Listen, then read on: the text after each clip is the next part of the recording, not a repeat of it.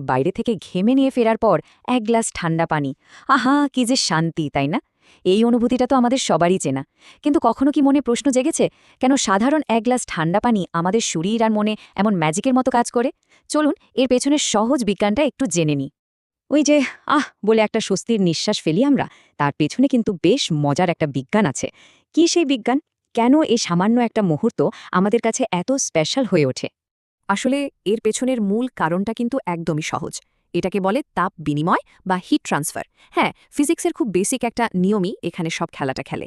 দেখুন, ব্যাপারটা ঠিক কিভাবে কাজ করে। প্রথমত, গরমে আমাদের শরীর তো গরম হয়েই থাকে। দ্বিতীয়ত, যে পানিটা আমরা খাচ্ছি সেটা শরীরের তাপমাত্রার চেয়ে অনেক ঠান্ডা। আর তৃতীয়ত, তাপের একটা সাধারণ নিয়ম আছে, ওটা সবসময় গরম জায়গা থেকে ঠান্ডা জায়গার দিকে যায়। ঠিক এই কারণেই আমাদের শরীরের ভেতরের গরমটা ওই ঠান্ডা পানির দিকে চলে যেতে শুরু করে। সোজা কথায়, ঠান্ডা পানি আমাদের শরীরের বাড়তি তাপটাকে শুষে নেয়। আর যেই না শরীর থেকে তাপ কমে যায়, অমনি আমরা সেই কাঙ্ক্ষিত আরামটা, ওই ঠান্ডা লাগার অনুভূতিটা পাই। তবে এখানেই কিন্তু শেষ না। ব্যাপারটা শুধু শরীরেই সীমাবদ্ধ নয়, আমাদের মনও এর সাথে জড়িত।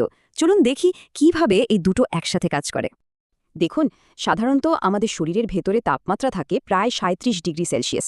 গরমে যখন এই তাপমাত্রাটা বেড়ে যায়, তখন ঠান্ডা পানি ঠিক যেন একটা গাড়ির ইঞ্জিনের কুলেন্টের মতো কাজ করে।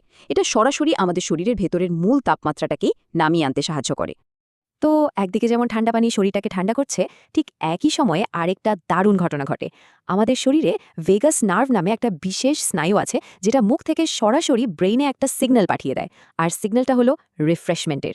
আর এই কারণে আমরা পানিটা পান করার সাথে সাথেই এত আরাম বোধ করি। আচ্ছা, এত কিছু তো বুঝলাম, কিন্তু একটা প্রশ্ন তো থেকেই যায়, তাই না? এই যে আমরা চটজলদি আরাম পাওয়ার জন্য একদম বরফ ঠান্ডা পানি খাই, সেটা কি আসলেই আমাদের শরীরের জন্য সবসময় ভালো? এর উত্তরটা হলো না, সবসময় নয়। আসলে খুব বেশি ঠান্ডা পানি, বিশেষ করে শরীর যখন প্রচণ্ড গরম থাকে, তখন কিন্তু হিতে বিপরীত হতে পারে, মানে কিছু সমস্যা তৈরি করতে পারে। ব্যাপারটা হলো, অতিরিক্ত ঠান্ডা পানি আমাদের পেটের ভেতরের রক্তনালীগুলোকে সংকুচিত করে দেয়। ফলে আমাদের হজম করার প্রক্রিয়াটা স্লো হয়ে যায়। শুধু তাই না, প্রচণ্ড গরম শরীর যদি হঠাৎ করে বরফ ঠান্ডা পানির সংস্পর্শে আসে, তাহলে এক ধরনের থার্মাল শক হতে পারে। আর এর থেকে কিন্তু মাথা ব্যথা বা অন্য অস্বস্তিগুলো শুরু হয়। তাহলে এখন উপায় কি? কি করা উচিত আমাদের? চিন্তা নেই, বিজ্ঞান কিন্তু আমাদের জন্য সবচেয়ে ভালো আর নিরাপদ রাস্তাটাও দেখিয়ে দিয়েছে। আর সেরা পরামর্শটা হলো, একদম বরফ ঠান্ডা পানির বদলে বরং মাঝারি ঠান্ডা বা ধরুন মাটির কলসি বা মটকার পানি পান করাটাই সবচেয়ে ভালো। এটা শরীরকে ভেতর থেকে সুন্দরভাবে ঠান্ডা করে, আবার কোনো ক্ষতিও করে না। তাহলে পরের বার যখন প্রচণ্ড গরমে আরামের জন্য মন ছটপট করবে, তখন আমরা কোনটা বেছে নেব?